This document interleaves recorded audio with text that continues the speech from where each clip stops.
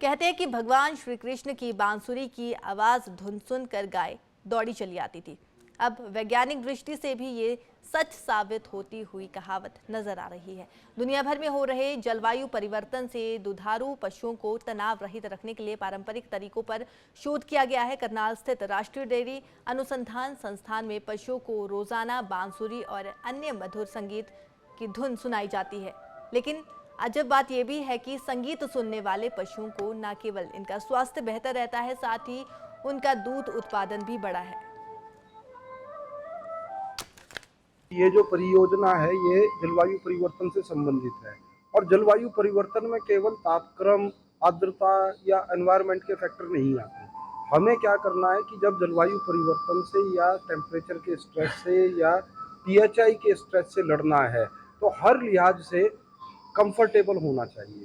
तो उसमें अलग अलग चीज़ें हैं, उसमें आपका पशु पोषण भी आ गया कि किस मौसम में क्या चीज़ होनी चाहिए। जैसे इंसानों में होता है इलेक्ट्रोलाइट पाउडर पीते हैं जब लू में या ज़्यादा मेहनत का काम करते हैं गर्मियों में, या शरबत शिकंजी पीते हैं। इसी तरीके से म्यूज़िक सुनना ये बहुत पुराने समय से है और हमारे कई राग और इस टाइप के बने कि ये राग दरबारी है जी, ये इस समय बजाया जाता है, ये इस प्रकार इसमें धुन निकलती है। तो ये सारा हमारा प्राचीन ज्ञान है।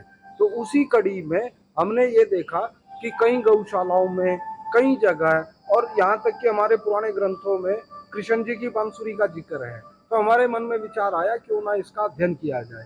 तो हमने अध्ययन किया। कहते हैं कि भगवान श्री कृष्ण की बांसुरी की आवाज धुन सुनकर गाय दौड़ी चली आती थी।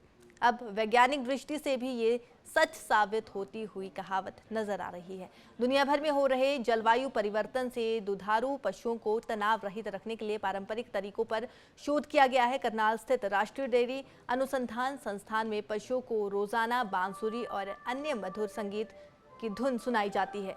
लेकिन अजब बात यह भी है कि संगीत सुनने वाले पशुओं को न केवल इनका स्वास्थ्य बेहतर रहता है, साथ ही उनका दूध उत्पादन भी बढ़ा है।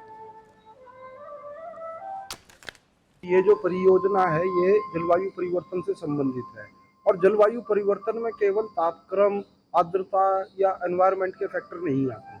हमें क्या करना है कि जब जलवायु परिवर्तन से या टेम्परेचर के स्ट्रेस से या पीएचआई के स्ट्रेस से लड़ना है तो हर लिहाज से कंफर्टेबल होना चाहिए। तो उसमें अलग अलग चीज़ें हैं, उसमें आपका पशु पोषण भी आ गया कि किस मौसम में क्या चीज़ होनी चाहिए। जैसे इंसानों में होता है इलेक्ट्रोलाइट पाउडर पीते हैं जब लू में या ज़्यादा मेहनत का काम करते हैं गर्मियों में, या शरबत शिकंजी पीते हैं। इसी तरीके से म्यूज़िक सुनना ये बहुत पुराने समय से है और हमारे कई राग और इस टाइप के बने कि ये राग दरबारी है जी, ये इस समय बजाया जाता है, ये इस प्रकार इसमें धुन निकलती है। तो ये सारा हमारा प्राचीन ज्ञान है।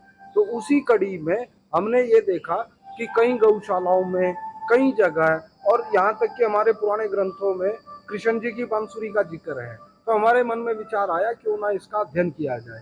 तो हमने अध्ययन किया।